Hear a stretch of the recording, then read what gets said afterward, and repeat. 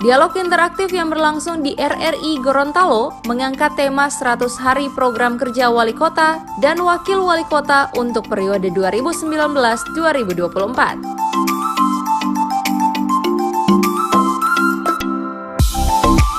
Pada periode pertama, pasangan wali kota Haji Marten Taha SE Mekdev dan Dr. Charles Budidoku, pasangan madu, telah menerapkan program kerja serta visi misi menjadikan kota Gorontalo yang sejahtera, maju, aktif, religi, dan terdidik, serta berbagai kebijakan pembangunan lainnya. Saat ini telah mendapatkan pengakuan di tingkat daerah maupun tingkat nasional, sehingga untuk periode kedua wali kota Haji Marten Taha SE Mekdev dan wakil wali kota Rian Fakri Sankono, seluruh program tersebut justru akan lebih dimaksimalkan.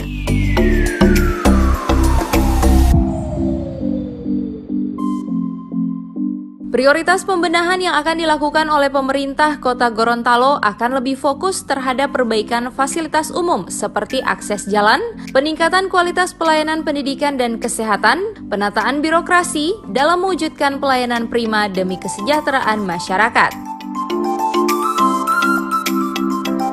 Kontinuitas daripada kebijakan dan program yang telah saya canangkan sejak 5 tahun berlalu, dan untuk tahun 2019-2020 itu telah tertuang di dalam RPJMD akhir yang harus saya selesaikan sampai dengan akhir masa tahun anggaran 2019. Sudah tertuang.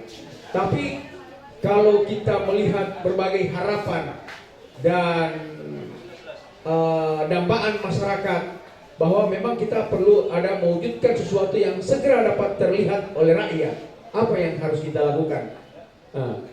Pembangunan ke depan kami memprioritaskan pada penataan, perbaikan, peningkatan infrastruktur perkotaan yang memadai dalam rangka untuk menunjang pertumbuhan ekonomi dan pelayanan publik bagi warga masyarakat.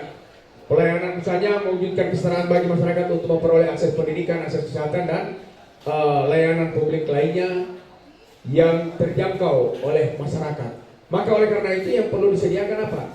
Infrastruktur perkotaan. Infrastruktur perkotaan yang diperlukan bagaimana penataan infrastruktur ekonomi. Pasar-pasar harus bergerak dengan baik, dengan ditata dengan baik. Kemudian infrastruktur jalan, drainase untuk mengurangi berbagai keluhan masyarakat, adanya genangan dan lain sebagainya. Itu yang kita akan benahi awal. Dan ini sudah jalan. Bahkan sebelum dilantik pun saya sudah melakukan hal itu. Semua ruas-ruas jalan yang menjadi kewenangan daripada pemerintah kota, tahun ini saya tuntaskan.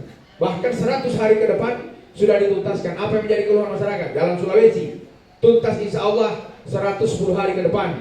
Jalan Ahmad Najamuddin yang jalan apa itu?